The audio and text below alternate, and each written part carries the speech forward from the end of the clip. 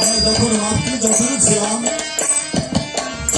প্রাণ গোবিন্দের কাছে প্রতিশ্রুতি করেছিলাম যে ধর্মকে তোমার উন্নতি পূরণ করবো, তোমার নাম কীর্তন করবো, সভা সম্পদে চলবো, সাধু সঙ্গ করবো,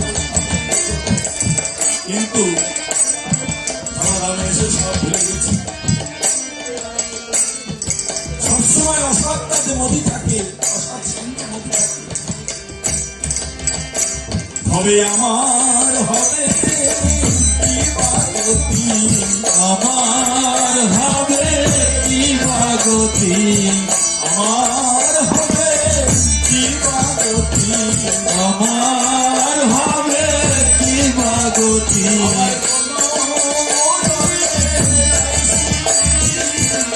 আমার হবে কি ভাগতি, আমার কোনো ধর্মে নাই স্বীকৃতি, আমার হবে কি ভাগতি। গুরুদেব তুমি ভিন্ন, এ জগতে আর কৃপা করিবে, তোমার মতো দয়াল আর কি আছে?